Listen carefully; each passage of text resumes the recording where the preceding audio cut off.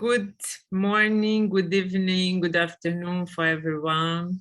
I'm Elisandra Barbuto. We're talking here today with John Croft. We'll start to record, you have seen. Of course, before we put it in the collection of records from Confestival. If you don't want to appear on that, please, you can turn off your camera. And also, we have also here the suggestion, you can also change your name if it's more comfortable for you. Yeah. Okay. I would like to know how are you and where you are you now? You could write in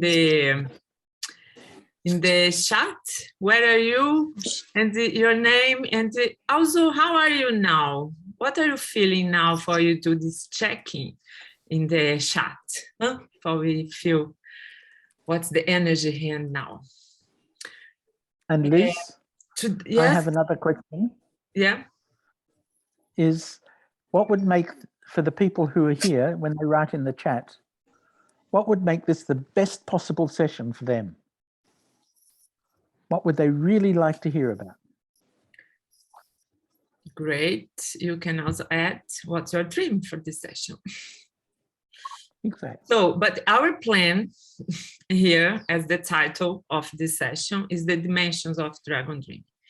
It is one study I have done, and John, and how we can talk about these dimensions: individual, environment, theory, and practice, and what is the, in some deep level, what it's mean in the Dragon Dream language, in the Dragon Dreaming concepts.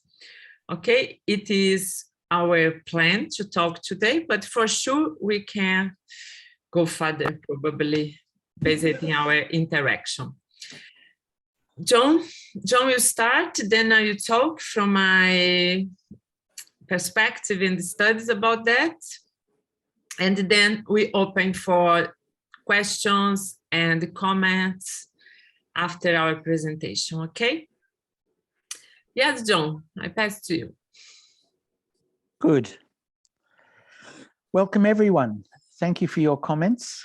Hello, Manuela and Nepu and Yang and everyone who has already typed up. It's great to see you. And we are working in so many different places around the world. It's really exciting. Here we are. You're seeing a little bit of the eco-village in which I live at the back of me. And you see the library, a little part of the library of the Dragon Dreaming, from where Dragon Dreaming came. There are shelves all around me, and there's, if the average book is written by a person who's 30 years old, this library has 90,000 years of human experience. So it comes from a very deep base. Okay, what I'd like to do now is to share the, oh dear, Liz, it says you've disabled participant screen sharing. I'd like to share the model of Dragon Dreaming. And try now. And how it works.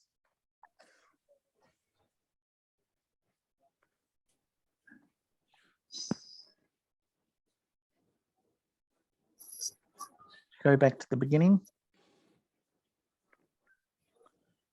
What we're doing here, Liz, can you see the screen now? Building the Dragon Dreaming model for successful win. No, not yet. Try again.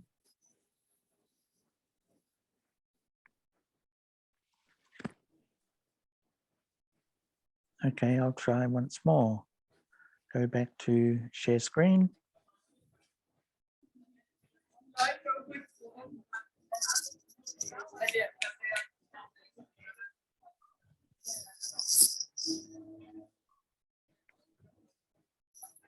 No, why is this not doing it?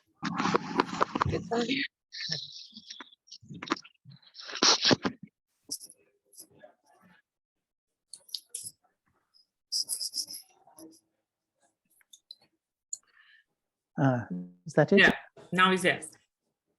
Good. So building the model for the Dragon Dreaming model for successful win-win-win projects. What I'd like to do, this is the first dimension of the Dragon Dreaming wheel. Kurt Lewin, the founder of Action Research, said our behavior is a function of the individual and the environment. B equals F, I, and E. So on one side of the wheel, you have the individual.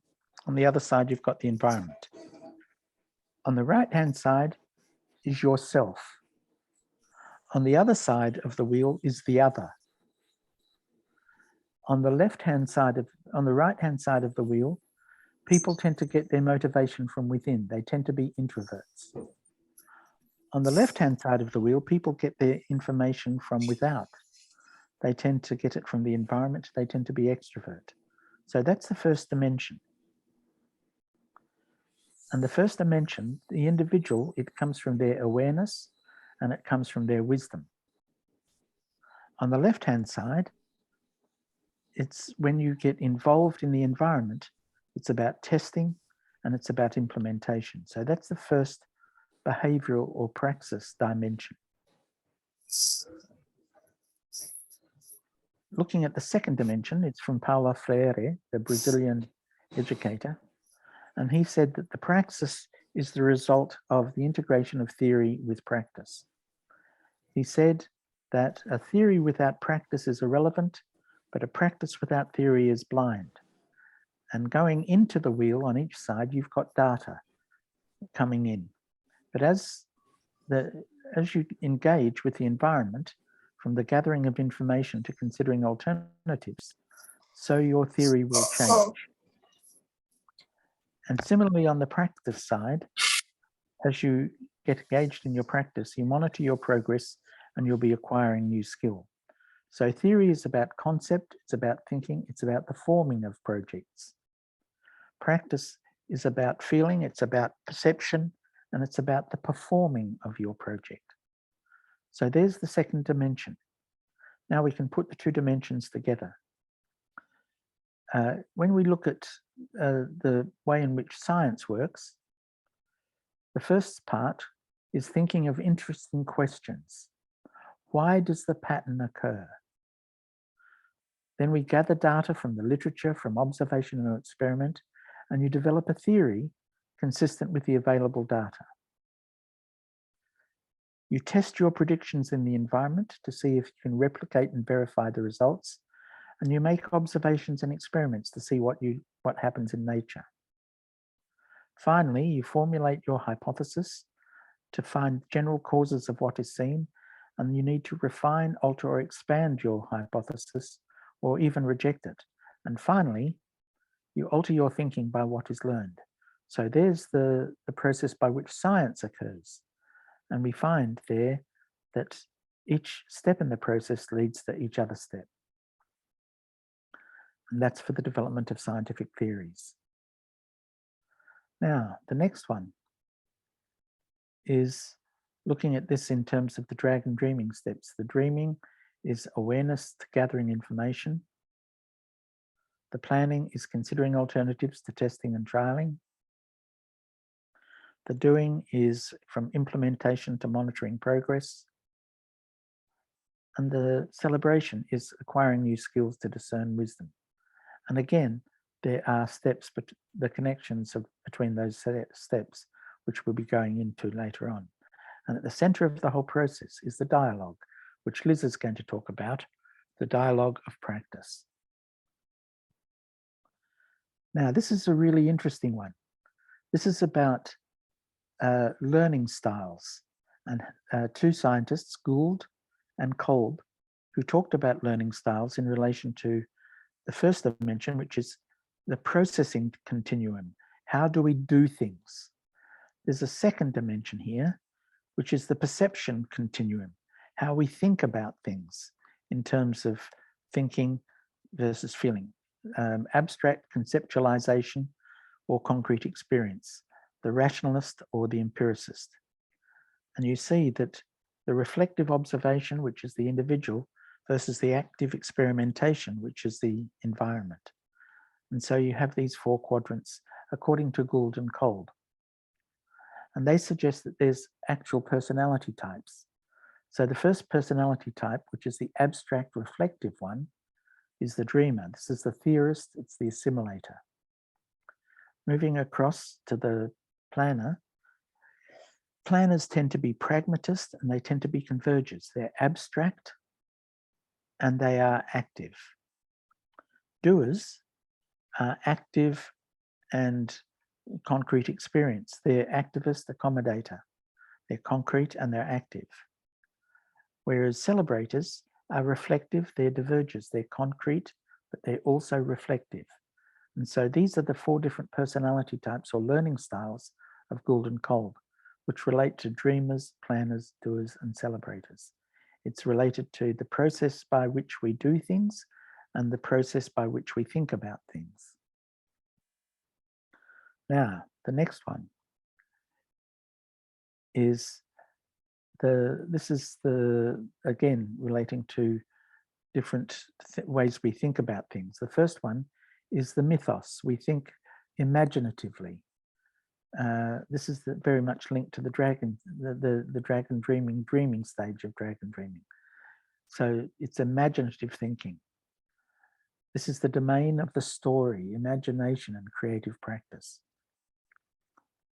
We then move from dreaming into practice, and here it's concrete conceptual thinking, epistemological one.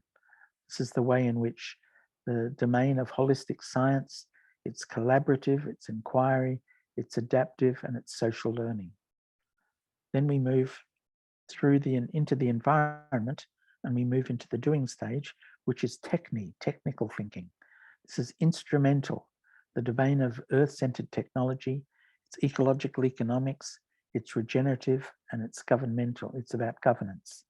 And finally, as we move across that boundary between the individual and the environment, the last level is the psyche. This is the celebratory one. And the psyche is existential. It's the domain of earth-centered consciousness, ecosystem and cultural feedback, and our heart connection. And Liz will talk more about this in the second part of this presentation when she does her presentation. So, mythos, the first one, is about the making of meaning. How do we make meaning of the world? That's the imaginative realm there. The second stage is we move from information to understanding. How do we come to understand things? It's moving from information to understanding. The difference between information and understanding is information that's tested in the real world, in the environment, in terms of the session there. The third step is ways of doing.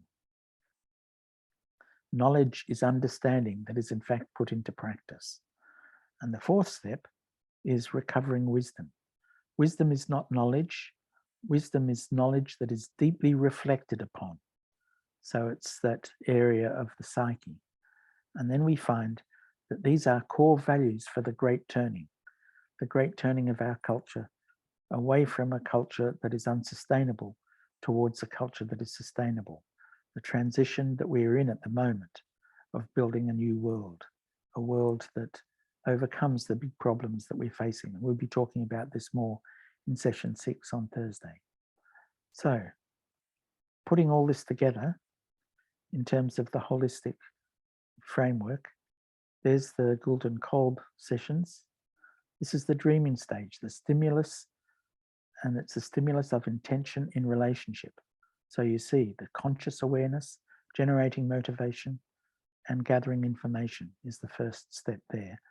And as we gather information, that leads to the revision of our awareness. It leads to a revision of our consciousness. So there's a powerful feedback loop that you can see there. Moving across into the second stage, planning. Planning is the threshold of possibility and context. It starts, the dreaming part of planning is considering alternatives. The planning part of planning is designing your strategy. The doing part of planning is testing and trialing.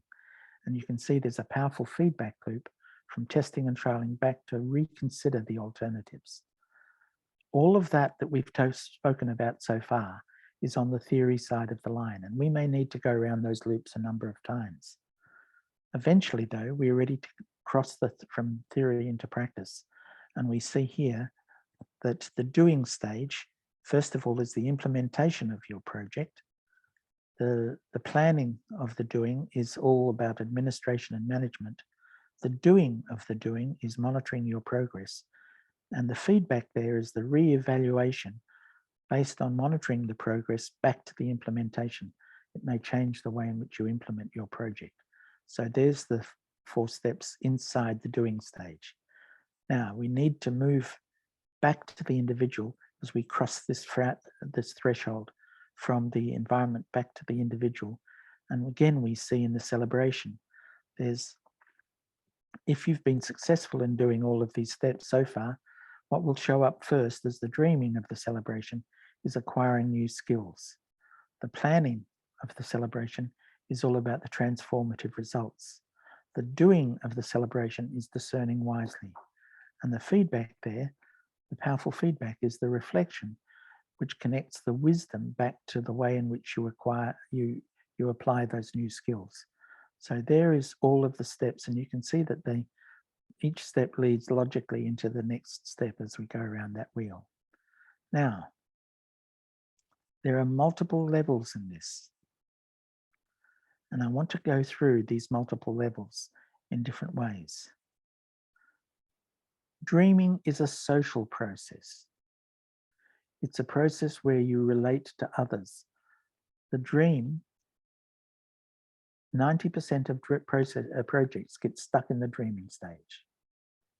The dreaming stage means that if you want to make your dream come true, the first thing you need to do is to share your dream and build a team around your dream that helps you make it happen. Here, what we see is the dreaming stage is to perceive things in a new way. In the hero's journey, it's the process of shifting from the innocent to the orphan, hearing the call to the adventure and seeing what emerges. So this is the first step there. What happens then is, as you move across the planning stage, planning is an economic process. It's about thinking globally. It's about shifting from the orphan to the wanderer, crossing the threshold, being prepared to receive the gifts from others. And it's about saying what you think. The first one is seeing what emerges. The second step is saying what you think. When you get blocked, you don't see what emerges. When you get blocked in the planning stage, people don't say what they think. The third stage, the doing stage, is an ecological process, the action of behavior and commitment. From thinking globally in the planning stage, this is acting locally. This is engaging in the struggle, moving from the wanderer into the warrior.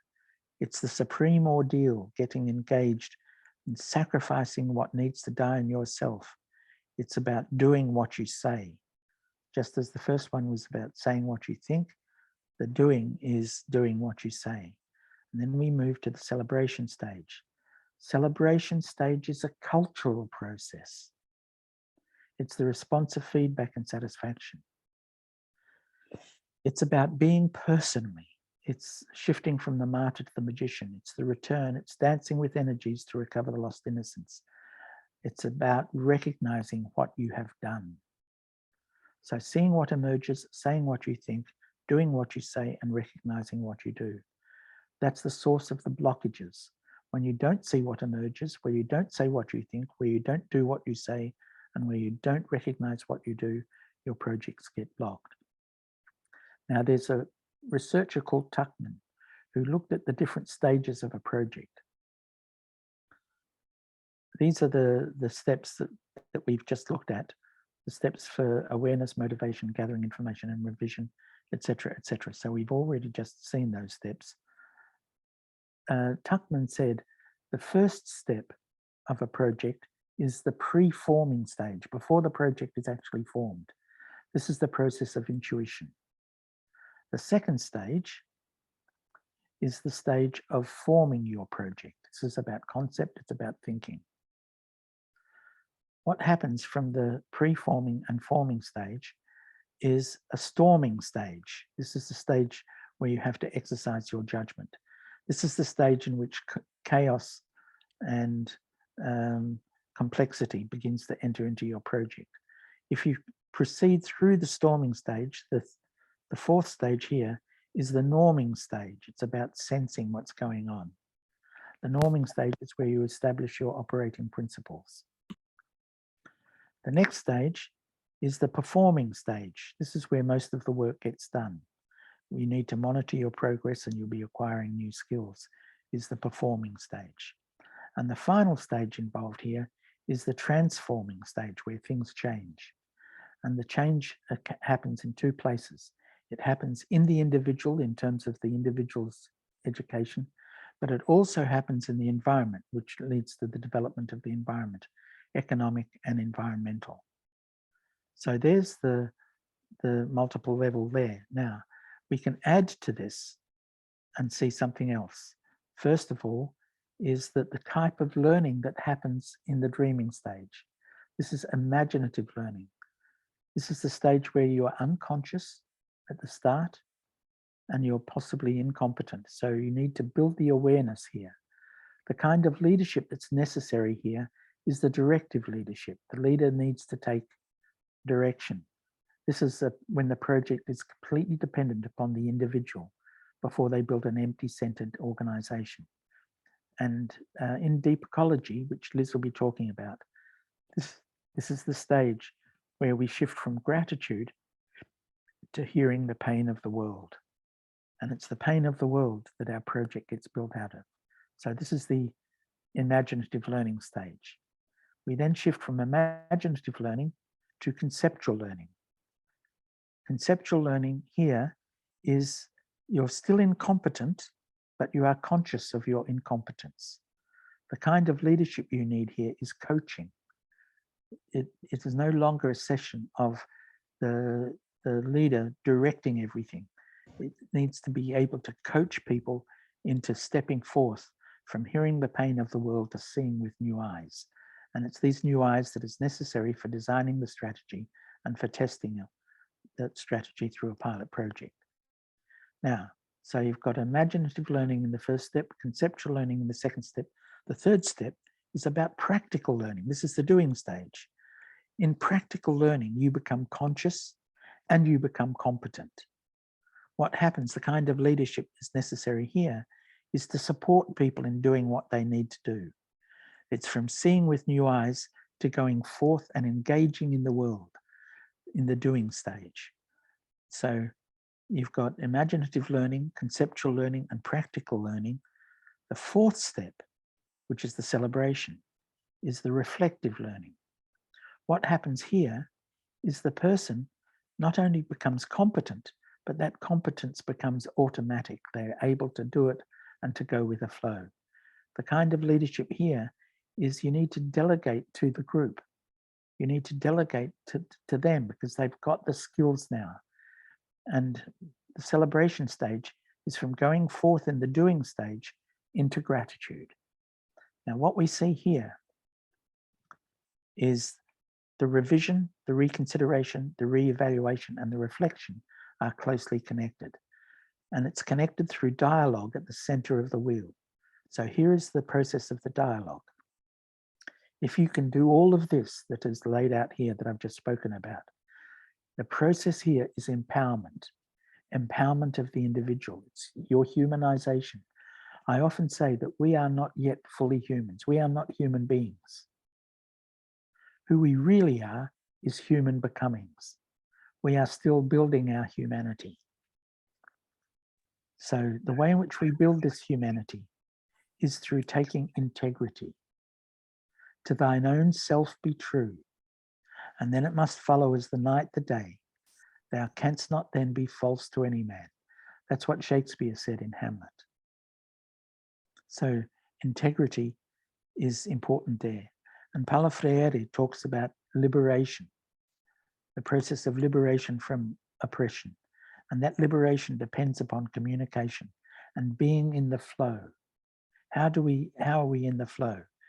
And you can see that this is linked to the 4 stages of nonviolent communication. So what are these 4 steps of nonviolent communication? Here it is. Nonviolent communication starts with a concrete experience, the observation. Based on an agreement about what is observed, then you're able to share your feelings. Your feelings you share through reflective observation. What you feel through conceptual abstraction is what you feel there is what are your needs and the needs of the project. What is the needs of the individual and the needs for the world? And on the basis of those needs, you're then able to make, through active experimentation, requests of others. So those are the 4 steps of nonviolent communication, according to Marshall Rosenberg, who's done most of the work in nonviolent communication. So there is the whole process. But you see, stage 1, according to M. Scott Peck in Community Making and Peace, he says in the dreaming stage, you have pseudo-community. What happens is people are being nice with each other. You'll see this in dream circles. People are so nice and pleasant. That's the first step. There's nothing wrong with it, but it often leads to the second step, which is chaotic. In chaos, what happens? People don't like the chaos. Very often there's pressure put on the leader to go back to the pseudo-community. But what chaos is really a process where people are beginning to be able to be genuine with each other. And the shadows come out. The shadows that people normally keep hidden. Liz will talk more about this when she does her presentation this evening, or this morning for those people who are on the other side of the planet. What M. Scott Peck says is that in the chaos stage, people are blaming others for what is going wrong. The third stage in the doing, according to M. Scott Peck, is a process of emptying. In the chaos stage, people try to fix, heal, and convert each other. But in the emptying, as we said about the supreme ordeal and identifying what needs to die in oneself, it's the emptying of ourselves from what is it in me that sabotages my own project. And M. Scott Peck says, if you go through that authentic stage of emptying, then you reach the glory of authentic community. Authentic community, which is the cultural celebration that leads to discerning wisdom. So there you are. Thank you, Liz. Stop share. And there you've been able to see the model of dragon dreaming in a great deal of depth. I've tried to incorporate as much as I can in that model, and we'll be able to have some questions about it later on. Thank you, everyone. I now pass over to Liz.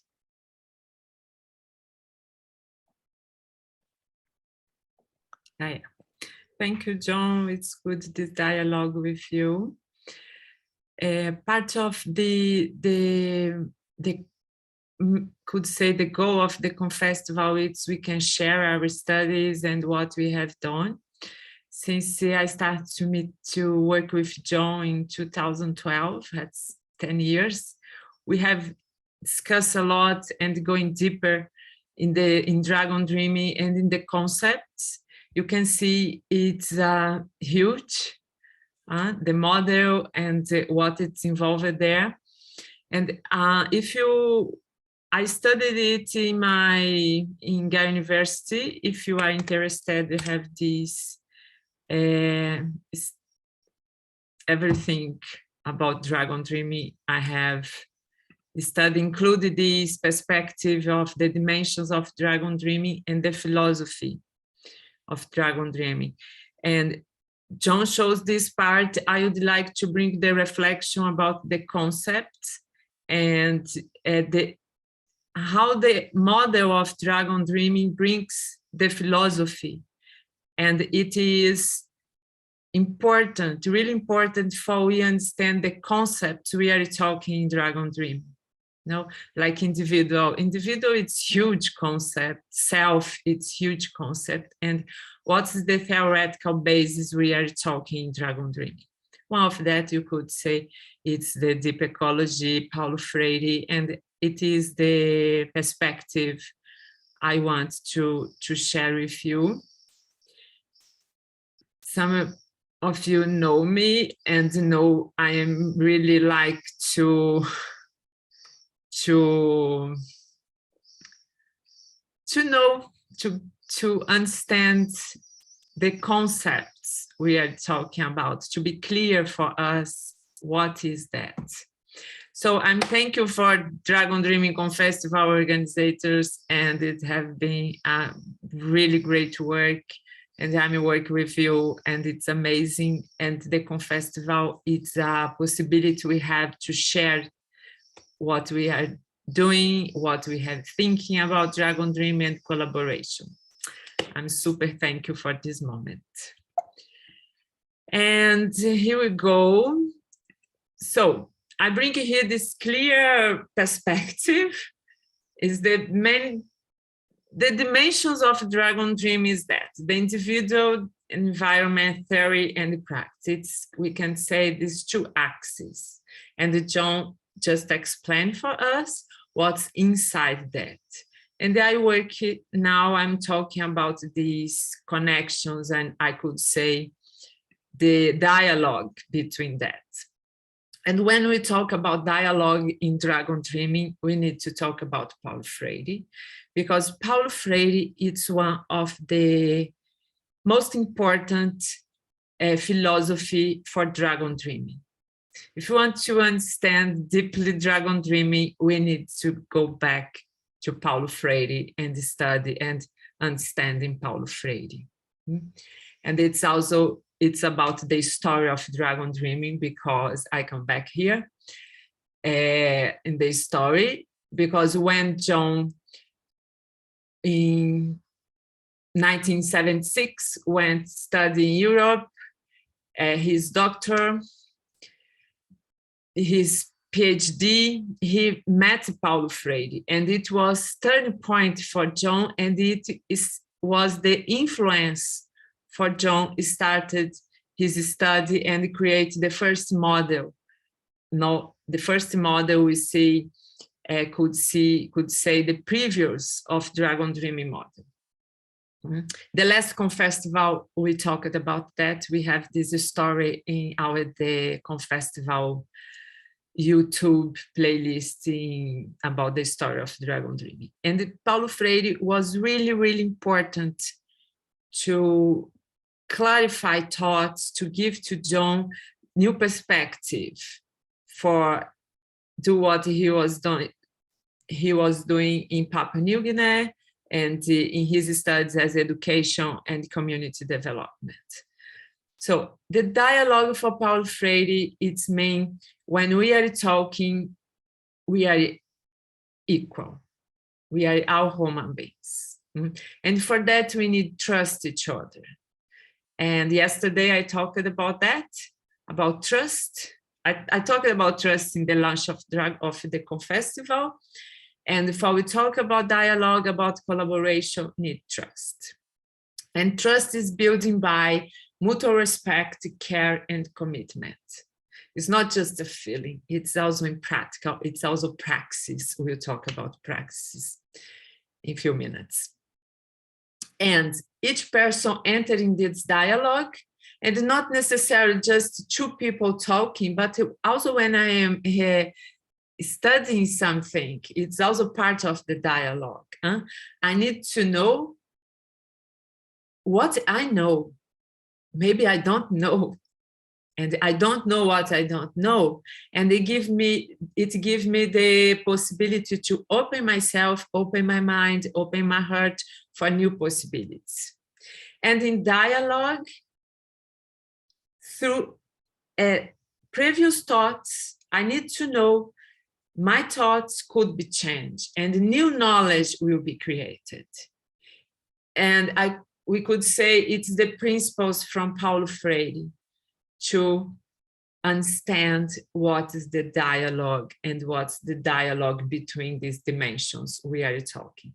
When I am in connection with others, I will affect and be affected.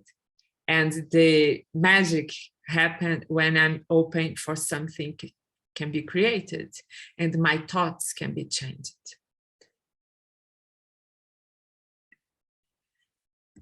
Then we need to talk about the individual. What's the person involved in that? There is some perspective we are social being, and I bring it also from occupational science, which we are social being, we need to relate with others. We are in relation, and it started the dialogue with the environment. And also I'm occupational being, it means we need to act in life. From my action, I can find meaning. When I'm building a project, when I'm creating with others, it gives the sense of meaning for me. And of course, it's changing in different periods of life. When you are children is something, you need to play, you need to study, you need to investigate. When you are adult, it's another behavior. And you are elder, you have also different behavior. But in all periods of our life, we are acting in some level. Then it's really important, the concept of self, because it is different in different theories. For Jung, for example, it's more complex than that, of course, but he said the self is a representation of us with ourselves. It's I know who I am. I know it's my body, I know my feelings, I know it's my identity.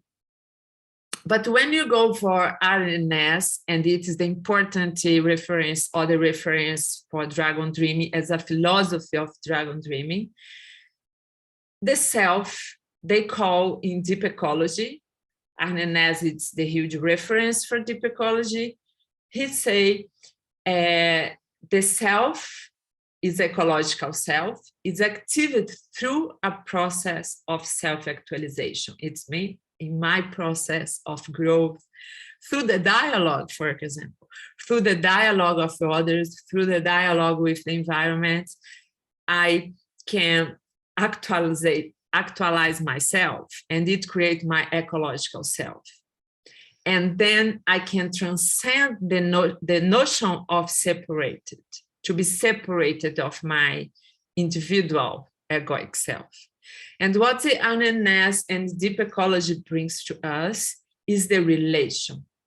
I am myself in relation with environment, in relation with others, when I transcend myself.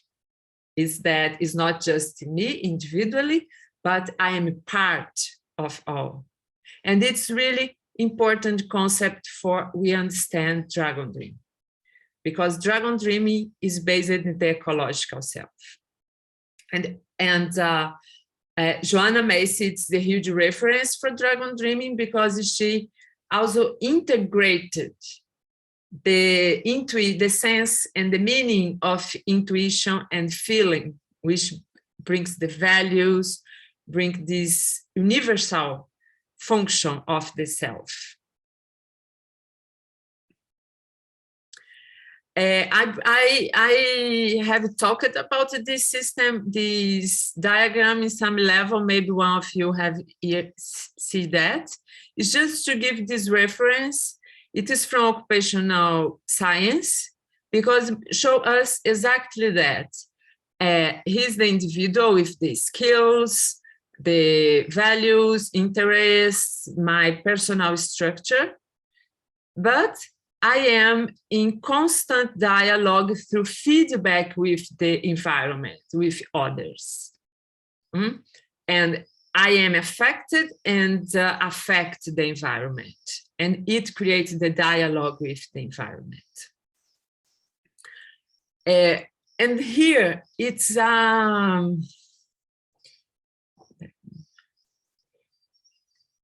here's something through sociology I have studying, and I would like to bring here to, it's not in the reference for Dragon Dreaming, we don't find that there, but it's my studies, personal studies when I work with community and make investigations with stakeholders in my job.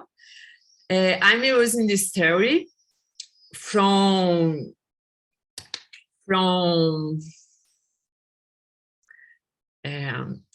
it is basically in the resembling the social,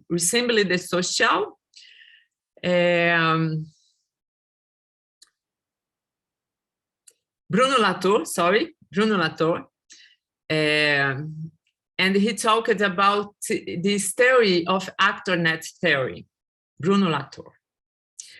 And he shows exactly it's another perspective from classical sociology, because sociology looks only the actions is essentially human.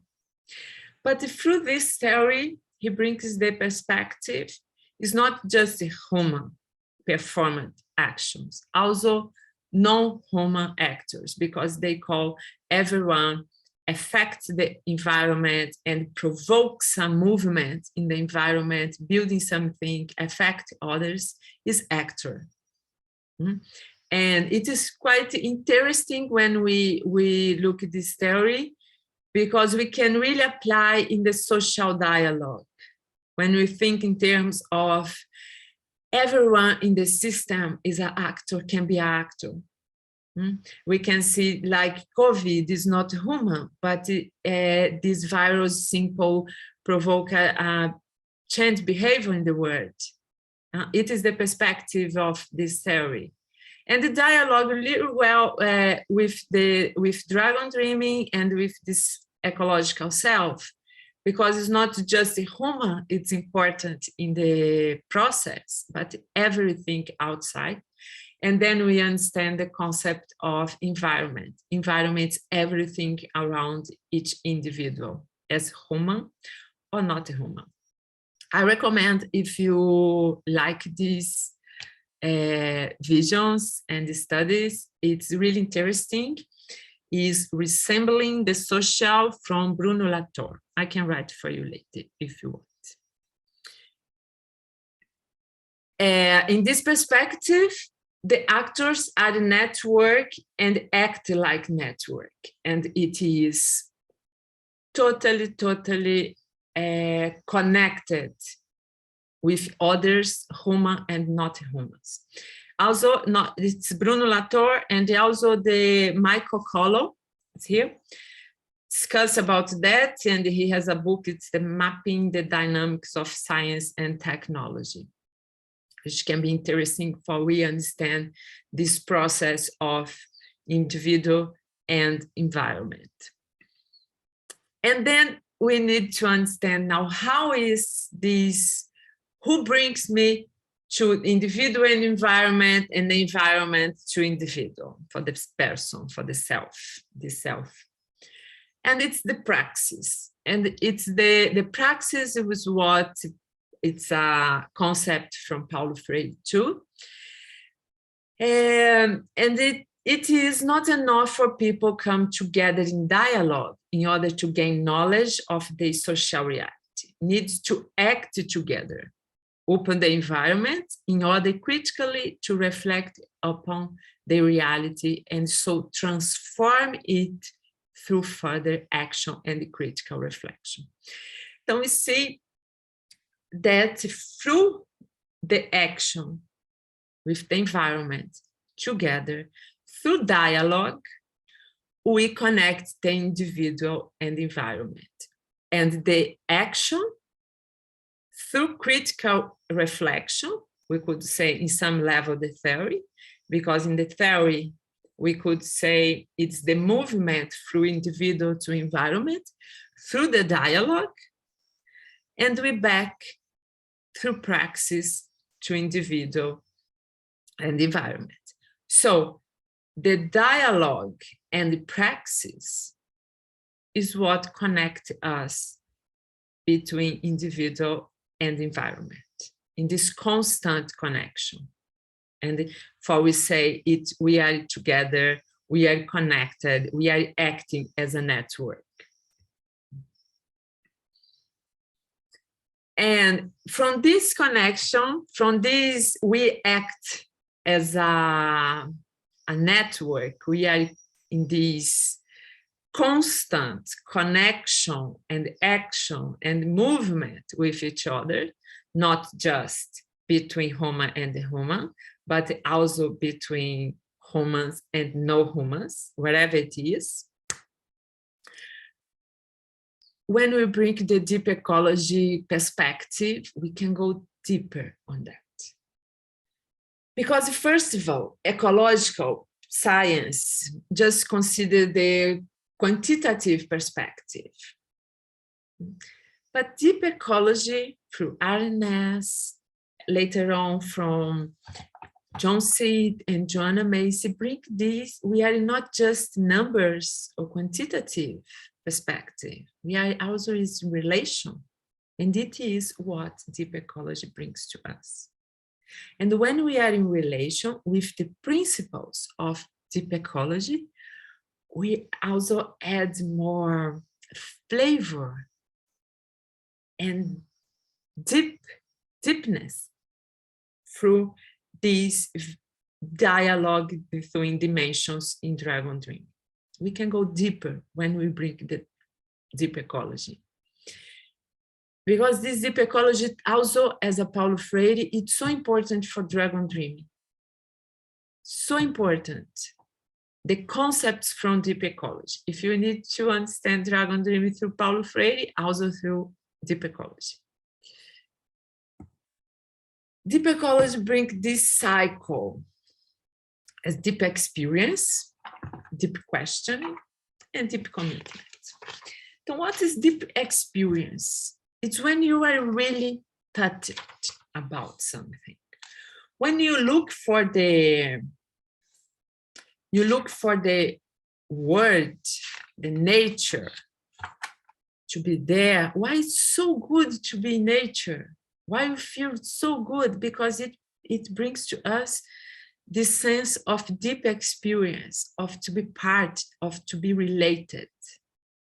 And through that, immerse myself deep questioning, which also I question my actions. When we are connected on that, and Joanna Macy, that is wonderful work about that, when I can connect with my deep sense of feeling or to be part, it immerses myself also deep questioning. And deep question, I will question about the values, about the principles, about what I'm doing, what I'm not doing, what I can do.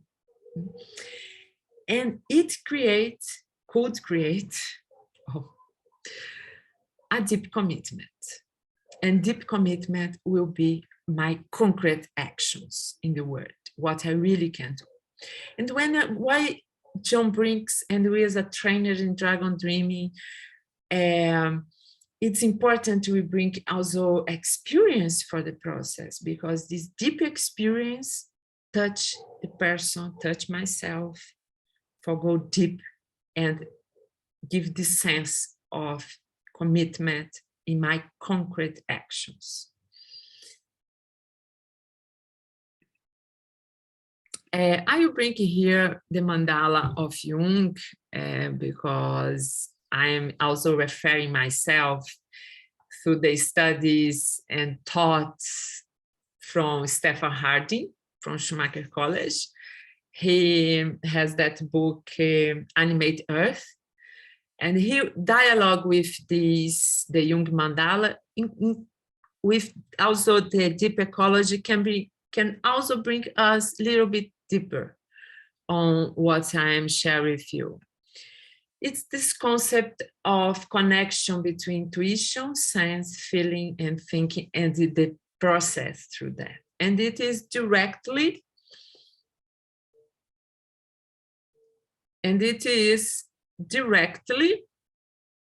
connected with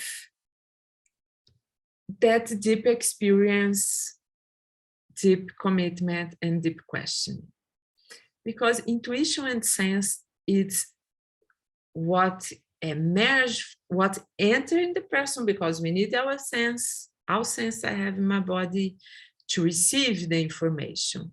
And through this experience comes this intuition as a universal function. It's everyone can access your intuition.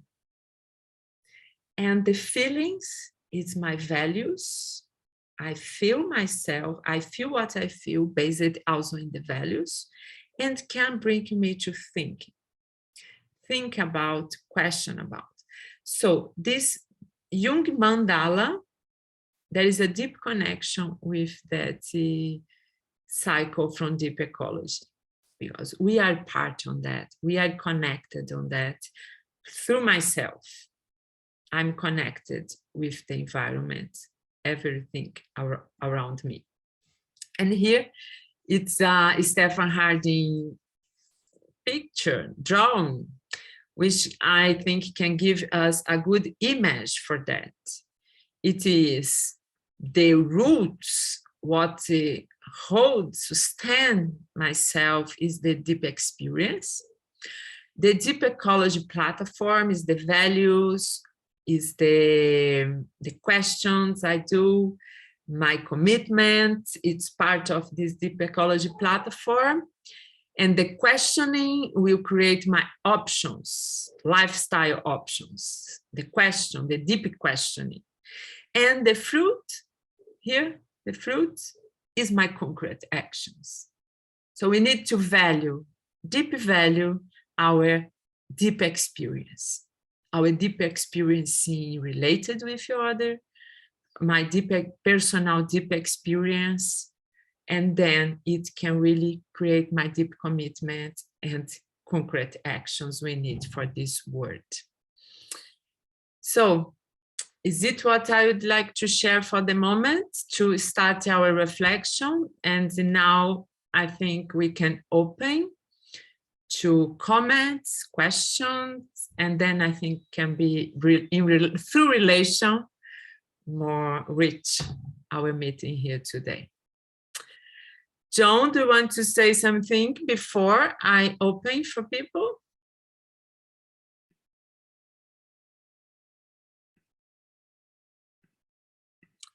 Has John happened something with John? Ah, he's not here. Let me check.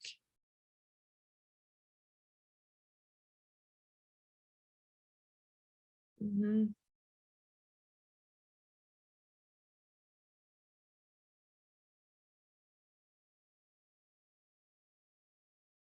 Maybe his connection, he will come.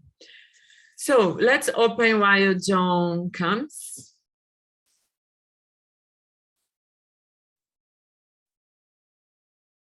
It's open, you just unmute yourself and talk.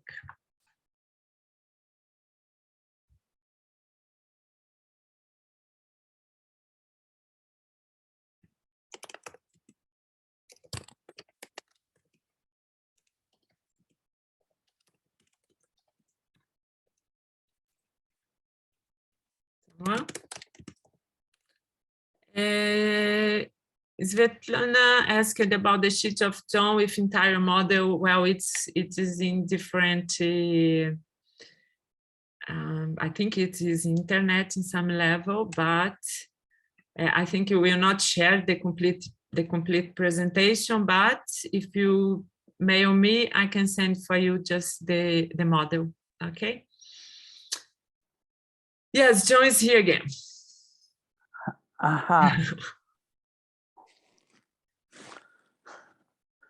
It was a worry. Well, I know it's so much information. Maybe we could do a pinacari to reflect down and some questions emerge. Do you want to guide us, John? Yes, okay. Mm. The secret to pinacari is not what you do, it's what you don't do. And what I find is that we Europeans, or we people of this world culture, we have so much happening in our world through our senses. So it's a good idea when you're doing a pinacari to shut your eyes, because 85% of what you're observing comes through your eyes. Second step is to take a breath.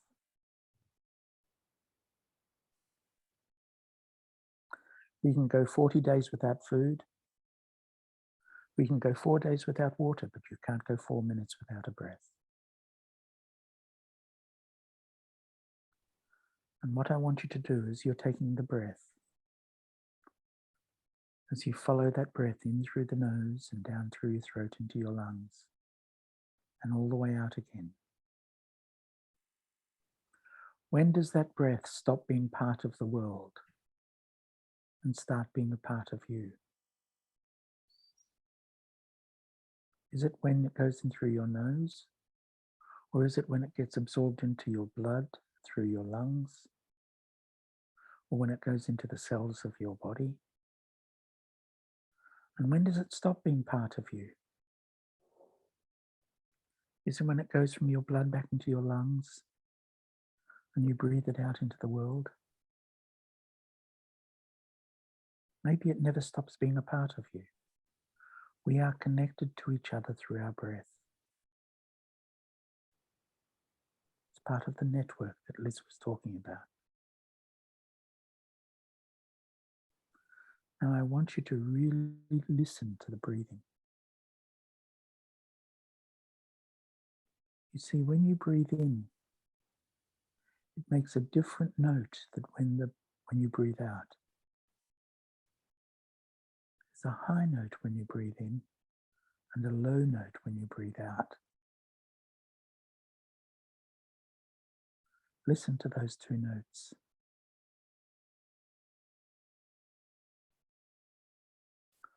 Science has shown that no two breaths ever make the same two notes. Each breath is unique, just as you are unique.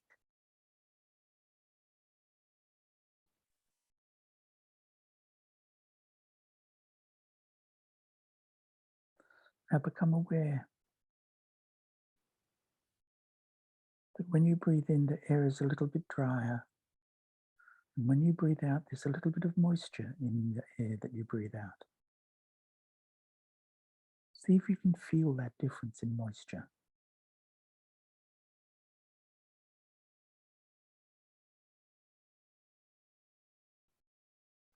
%70 of your body is water.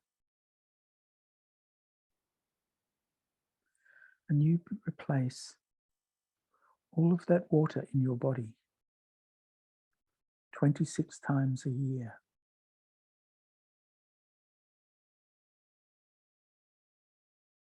What does that mean? It means there's a part of John Croft that's walking around in the world that's not part of me, that I'm connected to the world through that water that I breathe out.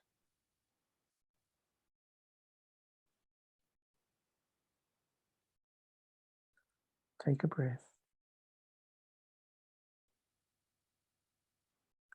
See if you can feel the difference in temperature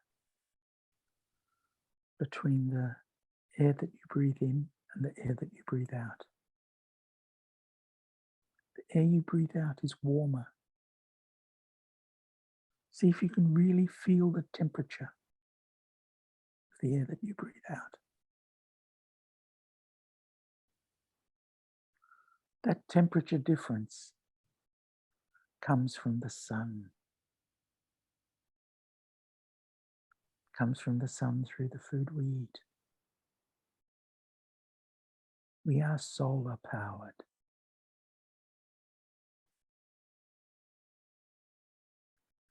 If you really focus, you can even hear the sound of the blood as it passes through your ears.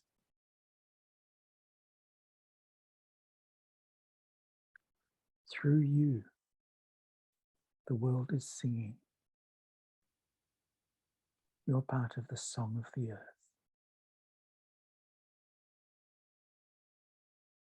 And no stupidity, no action of yours can ever separate you from the song of that earth.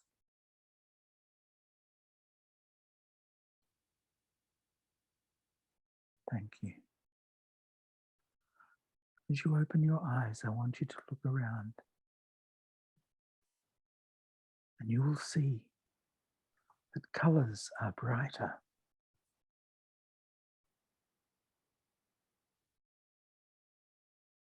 And sounds are clearer. And the reason why is you've temporarily silenced that little voice in the head that's always talking.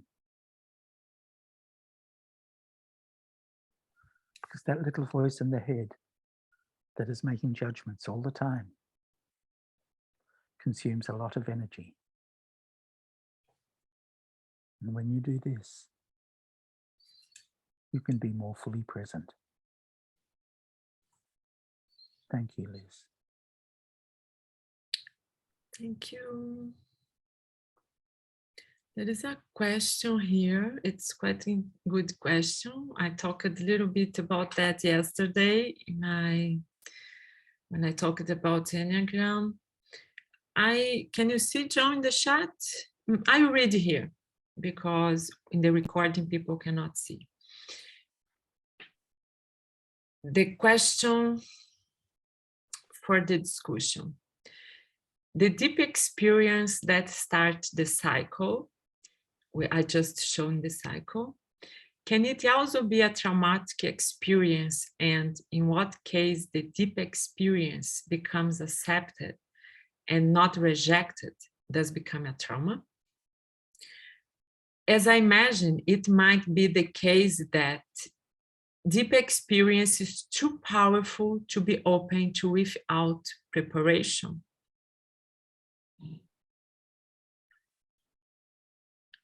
Do you want to say something, John?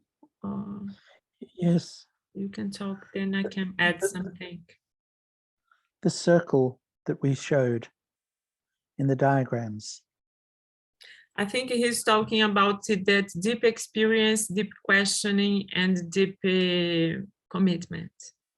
Yes, but that circle, that is the project, the circle of the project, has a boundary. And we need to be aware of what that boundary is. In Dragon Dreaming, we talk a lot about comfort zones. And there's movement across that boundary. There's movement of matter, there's movement of energy, and there's movement of information. And the outside of the boundary, outside of the comfort zone, is the danger zone. It's the zone where we feel uncomfortable. It's the zone, if we move too quickly into the danger zone, it can cause trauma. But the thing is that between the comfort zone and the danger zone is the learning zone. It's where we maximize our learning. And what we do, and one of the reasons why this is called Dragon Dreaming, is when we learn to dance with our dragons. So we're liberating our power that is sleeping out there. That ability to dance with our dragons is part of that process that Anouk spoke about. It's part of the preparation that we need in liberating the power of ourselves in new ways. Liz, is there something you'd like to say about that? Yes, maybe from other perspective. Everything can be a deep experience. Include, I'm just sitting here and connect with myself through this meditation. I can access a deep experience. But what we bring, Anok, it's quite interesting when we bring and trauma, because trauma is something can invade myself in some level. It's not just I go outside my comfort zone, although it can provoke, push me out of my comfort zone. It's correct to say that, put me out, bring me out of my comfort zone through an external event, like a child can be violated and it's something happened behind and carry this trauma in his life and needs to deal with that. I see trauma is not just a will to go outside my comfort zone. What John mentioned, yes, we have this possibility to live from my own wish, some experience to bring me out of my comfort zone. But trauma, I understand, is something external. And then maybe we'll need some support for that. Maybe the person cannot deal with that alone. And if the person cannot deal with that alone, yes, it for sure can be transformed, as John said, dance with your dragons and transform it as a result of the trauma, something new, some new perspective of the world, some new perspective of life. And then in this point of view, also trauma can be a deep experience. But yeah, I talked yesterday, some of you was there, when you talk about life can provoke some shocks, some things I unexpected about, but it can awake me to think about what is my values, it's important for me now, and maybe through this deep experience, yes, I can see the world with new eyes. But I just want to give the importance for external traumatic events. Maybe the person needs support to overcome that. Cannot depend of the level of the trauma and how you care it for it become more negative inputs, for example. So I just add that. I'm not sure, Anok, if you will answer the question or give you some inputs to think about. If I can just add one thing there too, is Liz, as Liz stressed there, we are not alone. You know, there's trauma happening right now in Ukraine, huge trauma. And what they're finding is through studies, through all the studies of disasters and all of the studies of trauma, is the thing that enables us to cope with the trauma most, like war and famine and disasters, is when the community comes together to support each other. We need to build community as if our lives depend on it, because they do. It's one of the reasons why, as we move into this world of climate change and all of the disasters that are coming, community is so important, because it's community, as people come together to share and to support each other, that trauma is best overcome. Thanks. Okay, Anok. Well, from what I see, it's Leona now. Then Nebel, I'm not sure if I'm talking your name correct. Arjuna. Arjuna. So after Ilona, you talk, then Uri. Yes, Ilona, you can unmute your microphone. Yeah, first of all, thank you very much for sharing your insights. It was very interesting, I think. And it really resonates with a lot of topics I'm thinking about for a couple of years now. And I wondered, or maybe when I roughly select the idea of dialogue in correlation to the ideas of Otto Schama, then we could say, well, I have to get in dialogue with myself to overcome the gap between me and me. We have to come in dialogue with each other to build up trust and to build a community, and also to get in a dialogue with ecology, with the earth. And since I was thinking about it, I was also thinking about what methods do we have to support and help people to get in dialogue with these 3 levels of dialogue. And I recently did a workshop together with software programmers who who do agile management, like Scrum and stuff like that. And we compared Dragon Dreaming and agile project management, and it was very interesting because we found out that having the dialogue with myself is not very much stressed in the agile world, and having the dialogue with the environment isn't stressed very much in the agile world too. But they have something that's called, what's the name again? They have special sessions for reflecting the dialogue between the people and how the cooperation is, if it's good or not.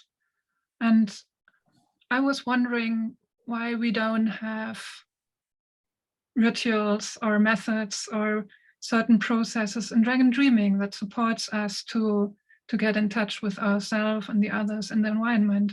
Finally, I get to the question to you, Lisandra. Do you have developed, or do you have some ideas or hints what we should do to support the dialogue on these 3 levels? Yeah. Thank you, Ilona, for your question. I will give for you my investigation. First of all, I believe, and I really believe from our theoretical studies and through my practice, before we apply method, we need to look the self and maybe, as Arne said, active the ecological self before any method. I cannot talk about method if I don't know, reflecting about myself, go deeper in deep questioning using the deep ecology words. So, because through this deep experience, deep questioning can come deep commitment, and also commitment for that concept of dialogue. Paulo Freire says, it's I need personally to be open to apply some method, to be open to be transformed by it and change my ideas. Because this, I feel many methods we can use doesn't work because we don't go in what is more important before. And in Dragon Dreaming, it's true we have not applied it for the dialogue, we have not that, but we have some tools to support that. As a Pinakari can support this because bring us for reflect, to come in myself, to assess in some level the possible deep experience. And as I said yesterday, sorry, I'm talking about yesterday just to connect with people who was there because I'm repeating here in some level. Is one important aspect when we are dealing with human beings is the will of each person. If each person doesn't want to apply a method to better dialogue, to let themselves open for new thoughts. There is no method. And then from that, I apply some, what I do in my practice in workshops and also in Dragon Dreaming, is first offer experience, individual experience for people, reflect about themselves, reflect about the resistance. And then I like to use the process itself to create the dialogue, using the deep reflection for that. I understand, and I try to bring it in my practice with when I work with people, is doesn't matter the knowledge itself if I cannot put it in practice. No, sometimes I have a scare about methods, because we forgot what sustain the method, and what can give the base, deep, strong basement for the process is what is behind the method. And when we apply the knowledge into practice, then have sense, then people really knows how to apply it in their own life, not just in the workshop. It's what I try to do.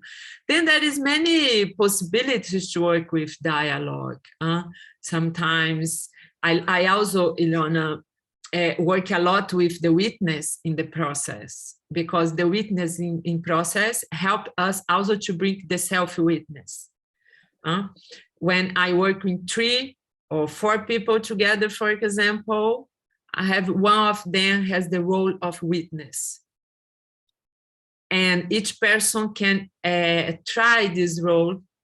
What is to be witness of something? And the investigation about this word, about this concept can be really interesting, because help to go to this deep questioning of the word, of the values, but also my deep question about myself. I think it's the basis for the dialogue. We work about ourselves, about change, transform myself through action, transform myself with others. But well, for sure we can continue exchange these things. One thing too, Ilona, about Theory U and Scrum and Agile methods is the steps in Dragon Dreaming that I laid out. The methods that we use are methods that are intended to carry us from one of those steps to the next, or the 3rd step, or the 4th step. And there's about 30 different methods that can be used, that we've used in different times in Dragon Dreaming. But when we look at those methods, what we find is that the process of Dragon Dreaming, the beginning of it, is a convergent process. It's very wide at the dreaming stage. But as you get engaged in the planning stage, it gets narrower and narrower and narrower until you get right to the testing stage. So it becomes maximally convergent. But as you engage in the world, as Otto Scharmer says, it then becomes divergent again. So as you go into the doing and the celebrating, it starts to get bigger and bigger and bigger again. So you've got a convergent process at the beginning and then a divergent stage as you go through it. And it's getting through those stages that are important. The stages by themselves are a conceptual model that helps us to understand and helps us to find where the blockages are. But what is really important is the flows. And you are right in what you said, Ilona, that I actually entered into a conversation, an email conversation with Otto Scharmer. And I said to him, you have left out one stage in your Theory U. And he wrote back to me and said, what's that? And I said, it's the stage of celebration. But if he then wrote back to me and he said, you're right, I've left out the celebration. But if I'd put the celebration in, I would have had to have called it Theory O, not Theory U, because it would take you back to the beginning again. So in terms of these other methods, there are so many different methods, but when we actually go into them, we find very often that 4-stage separation or the 6-stage separation of the hero's quest. Mm-hmm. We are stories. Each of us is a story. You, Ilona, are a story. And it's sharing our stories that lead us to be able to step through this. You, Ilona, are already a project. You're a project that began in the dreaming of your childhood, and then in the planning of your adolescence. And then you're doing as an adult. And then you get to people of my age, and we want a bit more celebration in our lives. Thank you very much. Thank you. We have Juna now. Yeah, you can talk. And then, thank you. Yeah. So thank you very much, John and Elise, for this talks and for your explanation of the dragon dreaming model. And there was like one question popping up in my head. And John, you referred to it like, okay, 90% of the projects, they stop in the dreaming stage because they are never told. And I asked myself, well, they also stop in the planning stage and exactly stop in the doing and in the exactly celebration phase. Exactly. And I said, why? Actually, why? Why do all these projects stop? And I would guess, the first guess, there are reasons that are more on the individual base, and there are some more on like the collective or societal base. But I would like really to know your point of view of both of you is why do these projects actually stop? So why do, if we call it fail, whatever fail is, but why do such a lot of projects don't realize or don't materialize themselves in the world? So it's a matter of fact, and I can follow that, but actually why? Yeah, this is really important, very important. And I think the reason why the projects get stuck, it's 9 out of every 10 projects in the conventional world get stuck in the dreaming stage, is if you want to make your dreams come true, the first thing you have to do is share your dream and build a team around your dream that support you in making it happen. And people don't do that. They get scared that if they share their dream, they'll be thought to be crazy, or someone else will take over the dream and it won't be theirs anymore. And that's a mistake. The second stage is that people don't plan to fail, they only fail to plan. But 90% of projects fail to work according to plan. And the reason why I feel is because we have the wrong idea about intelligence. We think intelligence is something that's in the head, and it's not. Intelligence is not a thing. First of all, intelligence is a process, it's not a thing. It's a process that connects you to the world and the world back to you. But because we think intelligence is a thing in the head, it's usually the head of the project that creates the plan.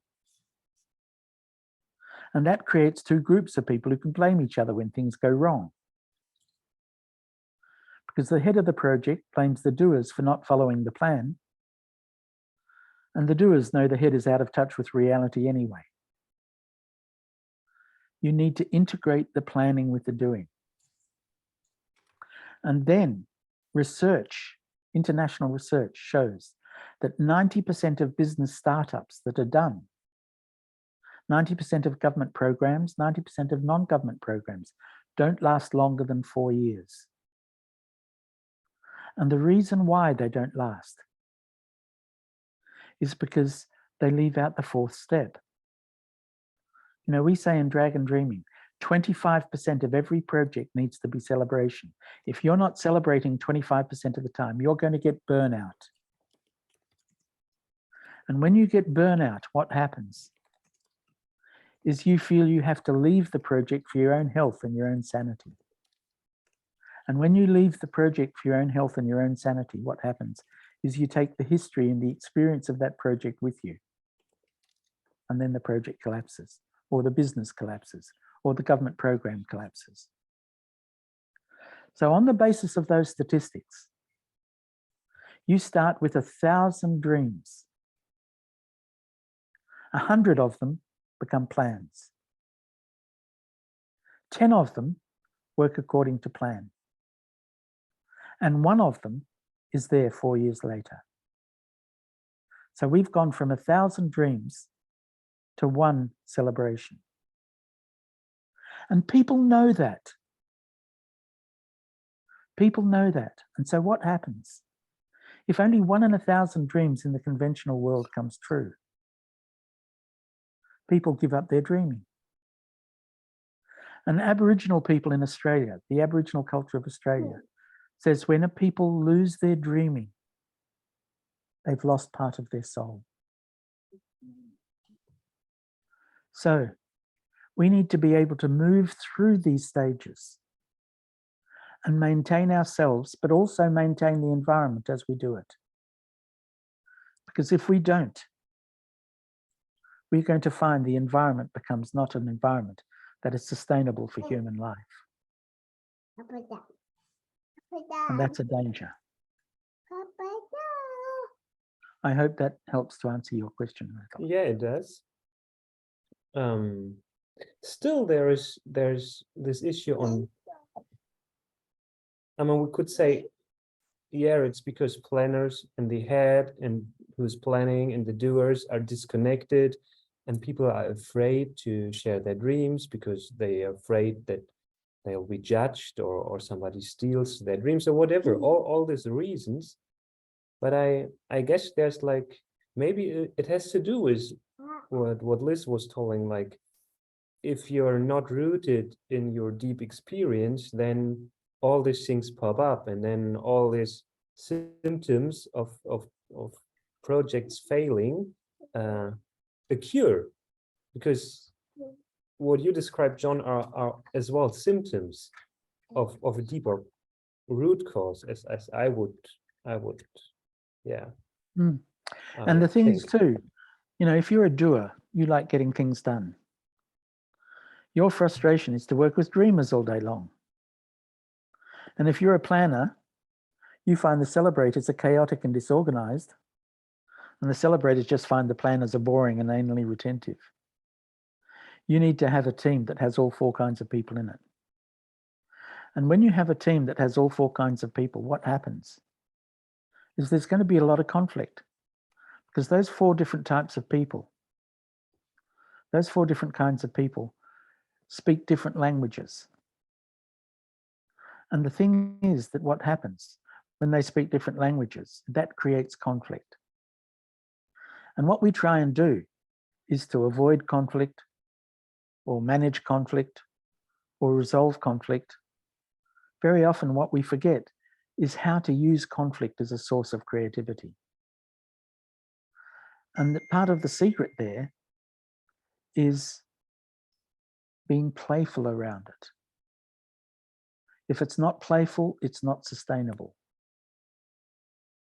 So that's what we need to do. We need to be able to build our projects as a game and get a team of people to come together and play the game together. And then perhaps we can change those horrible statistics of 1 in 1,000. Perhaps. John, I would like just add one perspective. Please. I agree that what we have is not enough to just jump for the dreaming to plan. And we need to consider there is a resistance in ourselves and resistance in the world to make it happen. It's not automatically because I want to share my dream and it will flow automatically. It's not automatically. We need to overcome some resistance. And currently what we have so many resistance. When you open the internet, Instagram, Facebook, it's so many information, so many dreams, you know, and it is a kind of resistance. Sometimes we have, why I put my dream there?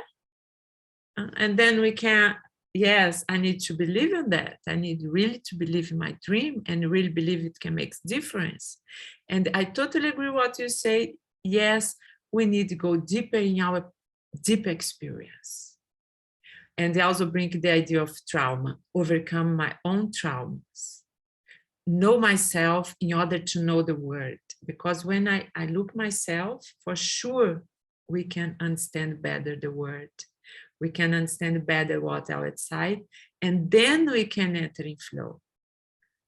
You know? Personally, I don't like not see this point. There is so many resistance in the world and in myself. And when we be aware about that, then we can really find a way to overcome and find a way to put my dream in the world and everything John said.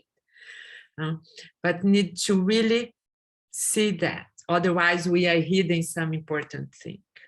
And that's where generative questions are so important. Yeah, John, I'm scared about the time, and we have some people to talk. We have now Uri, and then we have Vance. We'll talk, then you, okay, Rafa? Then we close. Yes, Uri?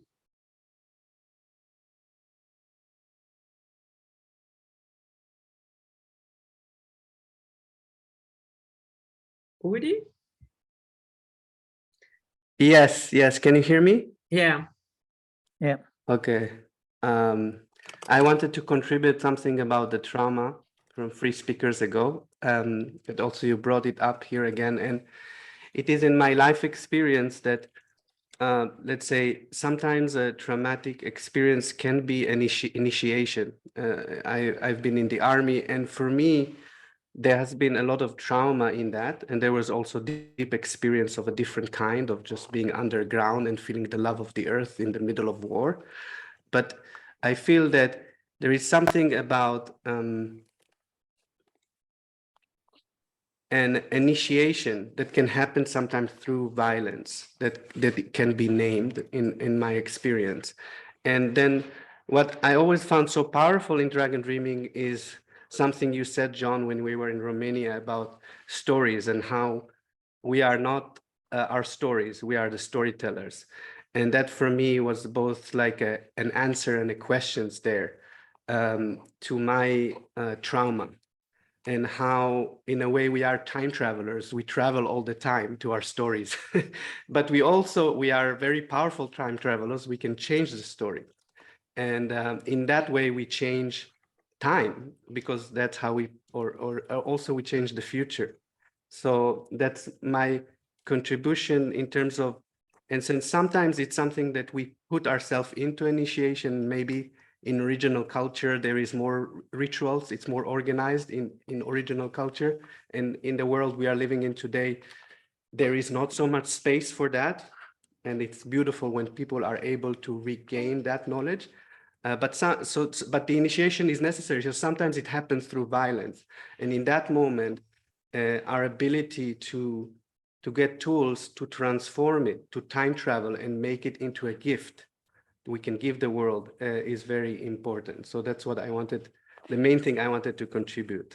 And it's part of celebration. And why I see Dragon Dreaming, and I don't know what you think about that, John, as a storytelling method. Or the connection of storytelling and Dragon Dreaming. That would be my question. There's very strong, yes. Thank you. Thank you, Uri. Thank you to sharing that. Rafa, no, sorry, it's Michael Vance. Sorry, before. Yeah. Yes. It's me. Yes. Okay. Yeah, great. 5 seconds just to say hello to John and to Lisandra, to Ilona and to Manuela. So good to see all of you again and to connect here.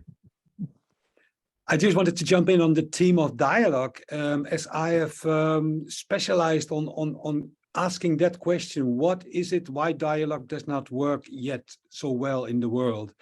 And I organized a dialogue summit in 2020, and I'm on the way to again organize a summit.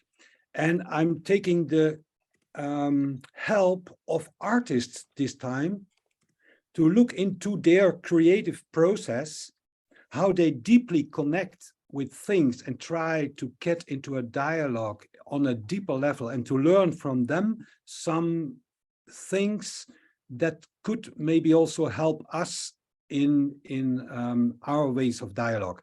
As so often it just stays on a mental level, and dialogue needs to involve the whole human being, and I try to learn from them and to bring that into the world of facilitators, to Dragon Dreaming people, all these different methodologies that are there on dialogue. So it would be great to continue our conversation, and maybe we can have a Zoom meeting in the Dragon Dreaming group around these items, and to research a little bit more together on that. Amazing. Michael, a resource for you that might be strong, might be very helpful, is to look at Aboriginal culture in Australia and the way in which song and art and music and story and country all connect. It's very, very powerful. Absolutely, John. And I learned that also from the Native Americans, how important these elements are. And that's, yes. So please help and support some way, or let us connect about how we could include this wisdom in this research. Very, very welcome. Check out songlines. Let's do it. Vance, I like the idea. We continue the dialogue. Let's organize that. I don't have your email anymore. Could you write to me here? Yeah. Yes, thank you. Thank you for your contribution. Yes, Rafa, you, and then I think we'll close to be to stay in the time we planned. Okay. Yes, Rafa. Will be very short. It's just a contribution. First of all, thank you, John and Liz, for sharing all your knowledge and all your love with all of us. I see you, as I said a few times, I see you as Bagheera and Baloo, to teaching Mowgli how to be a human being. It's something like that for me. It's amazing, and I see you that again, and of my love for you, really. I want to share that I realize, and this is why I made my session Why Dragon Dreaming Doesn't Work, that the trick of Dragon Dreaming is that Dragon Dreaming is easy and is plain. So if you watch how Aborigines behave, they are plain and they are easy, and we have a lot of plain, simply and easy tools and methodology and ways of doing things in Dragon Dreaming, that because our complex Occidental way of mind, we tend to look for more complex things in order to keep busy our egos. So it's like what tools do we have in Dragon Dreaming for listening? For example, as Lisandra said, we have the Pinakari. And it's so simple and so effective that I'm still amazed about Pinakari.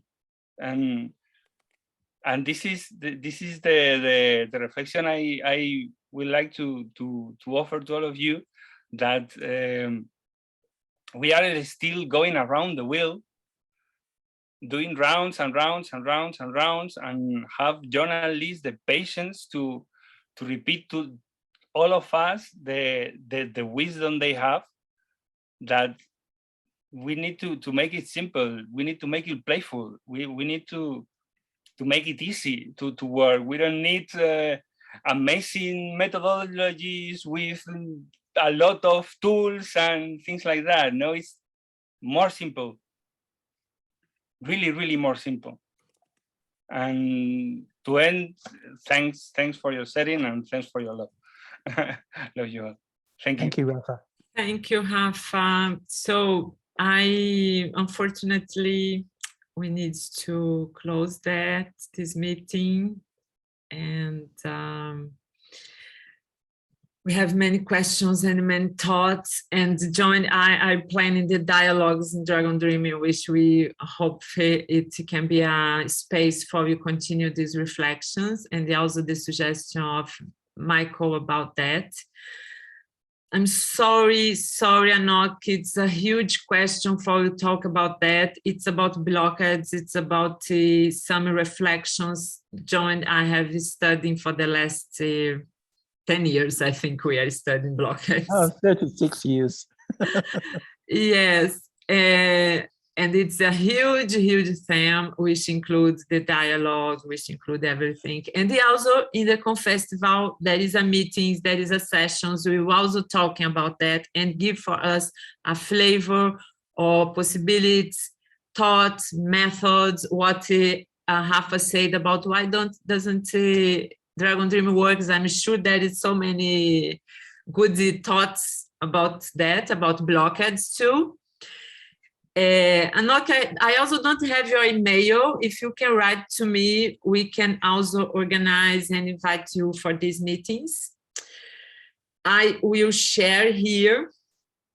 We have today a lot of interesting sessions, which is also Rafa has a session today. It's Dragon Dreaming and Agenda 2030. This one. Today we also have this Dragon Dreaming and Sociocracy with Luis and Andreas from German. We have Renato sharing his experience building a collaborative project, but it's in Portuguese. We are happy now, Ed talking about Notion and how organize that. And Martin also is here, and he will invite, I understand it's an invitation for you be partnership of Erasmus project there. I think it's, and me, and Louise in French, also in French language, and Italian, there is another meeting sessions. And I'm sure in this Confestival will offer to us new thoughts and possibilities for we continue reflecting to overcome ourselves, overcome the blockades.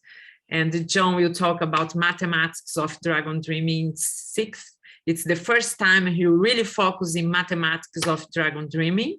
Everyone is welcome. It's really good to see people I don't see for a long time. Christina, hug for you, and the people from China, from Vietnam. And you take a picture for us. Yes, yes. So see you during this Confestival and also in our meetings and dialogues. Thank you for your presence. Thank you, John, for your partnership and friendship, and so much love for you in Australia. Thanks to you too. Bye-bye. Good night, everyone. Bye, thank you.